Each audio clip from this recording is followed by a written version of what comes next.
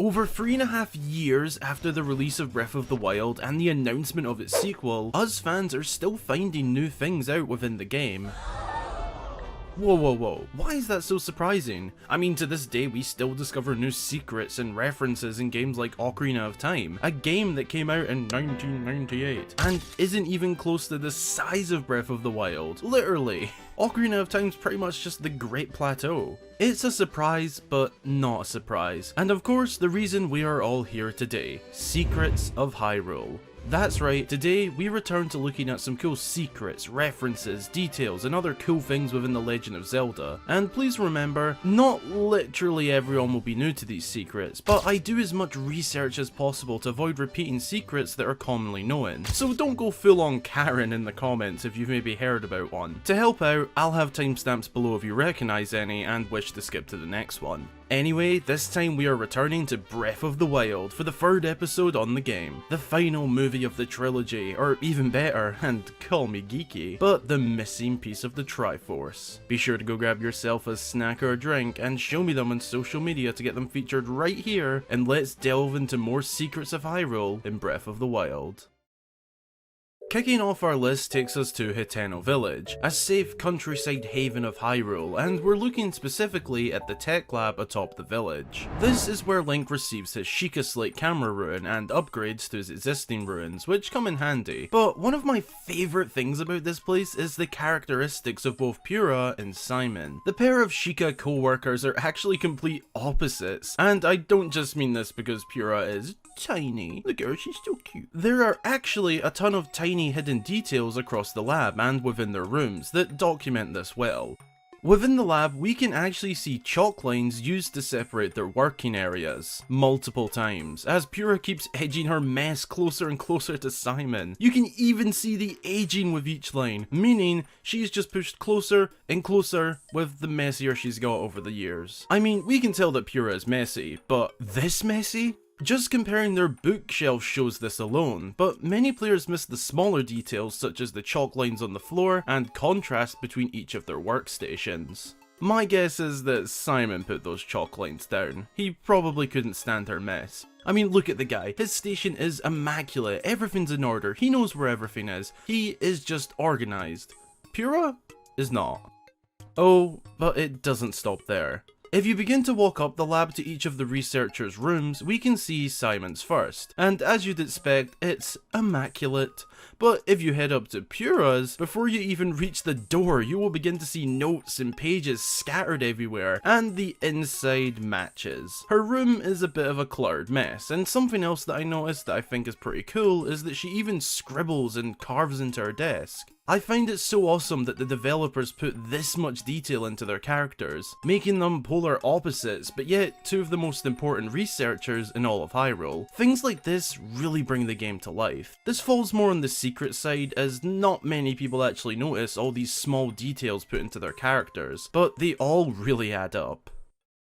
One of the most heavy and heated debates, no, not that kind of, in Breath of the Wild is the dungeons, or better known as Divine Beasts. A new take on dungeons, offering a more open, free, and rather quick dungeon style, with a very different dynamic to the classic Zelda dungeons. Debates aside, the 4 Divine Beasts across Hyrule actually hold a couple of little references. Each beast has a name: Vah Ruta, Vah Naboris, Vah Rudania, and Vah Medoh. But do those names ring a bell to you?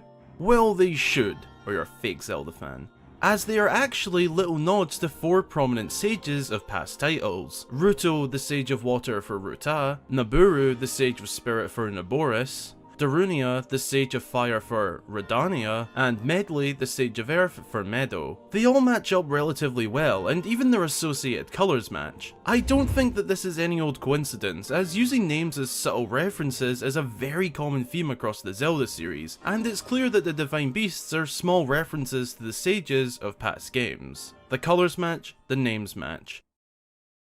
The reusage of character models, designs, and revamping music is also common to the Zelda series. It's not done in a cheap way with Nintendo, but a smart way. They turn it into fun little nods and references while creating something new, and in Breath of the Wild we can find something a little bit like this. Within the new and recovering kingdom of Hyrule is Botw Construction, a construction company consisting of 3 guys who build new and more modern looking homes across Hyrule. And whilst most of us just talk to them to get ourselves a house and even build an entirely new town, these fellas are actually familiar. The best example would be with Hudson. Look familiar? No? Well, Hudson's design is actually a strong reference to the carpenter from Ocarina of Time, along with Carson and Bolson. It's a clever reference as, like the carpenters, construction is another trade. It's a neat little nod to one of Ocarina of Time's most recognisable characters that don't actually play much of a role in the game. Now, whilst the other picks have been one individual secret, I thought it would be fun to make one of these picks all about you guys. Between these episodes, I ask for your suggestions in case I miss something that you want to see covered, and within the tons of replies, which I'm very grateful for by the way, some picks come up on the smaller side. It might be a really cool secret, but there might not be enough for me to make a full segment with some suggestions. But to get to as many suggestions as possible, I thought I'd cover a bunch of smaller ones in one. Starting off in one of Hateno Village's main services, the dye shop. If you look at the banner outside and translate the Hylie into English, it actually says colour. Pretty expected, but cool to know. Another neat translation is found within the pins you can place on the Sheikah slate. If you translate the text moving on them, it reads, "It's dangerous to go alone," which is a classic reference to the original Legend of Zelda and the old man who tells Link, "It's dangerous to go alone, take this," and hands him a sword. Another little secret was actually submitted via my Instagram account by Steve, and he sent me a photo of some rocks below the lake tower that slightly resemble the shape of a turtle when outlined, which could be a very, very, very small nod towards Turtle Rock, a reoccurring dungeon that first appeared in A Link to the Past that is shaped like a turtle. It's unlikely that this one was intentional, but still a cool thing to notice. Merchants play an underrated and underappreciated role in Breath of the Wild. Hyrule is full of them, from stationary merchants that reside at stables and towns to the travelling ones that offer Link goods such as food, ingredients, and even shields on the go. And a commonly known secret with them is that their prices actually vary when it rains. You can snag a better deal when it's chucking it down, but that's not the secret I want to talk about. But there is a similar one.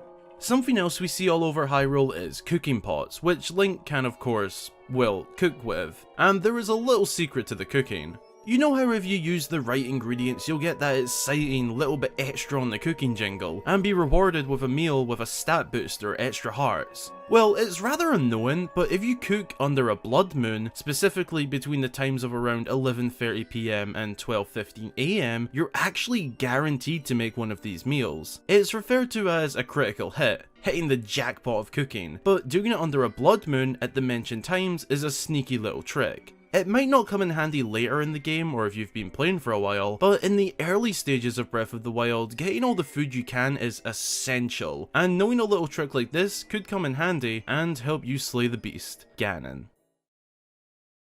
Thanks a ton for checking out the video, I really hope you enjoyed it. If you did, be sure to drop a like to support the channel and consider subscribing for more Zelda content. What do you think of the secrets shown off on this episode? Did you learn some new secrets, or do you know of any I might have missed? Leave a comment down below and let's get a discussion going. A huge thank you goes out to the thousands in attendance and the millions watching at home, to my channel supporters across both Patreon and newly channel memberships. And special mentions to new supporters: Lucas Should Play Zelda, Reese Wenner, Flash, Ian Boast, Gavin, Mattman, and Duxie. If you'd like to support the channel and get your name featured here alongside them, then consider supporting my work here on YouTube. Again, thanks for watching, and until the next time, I've been Hyrule Gamer.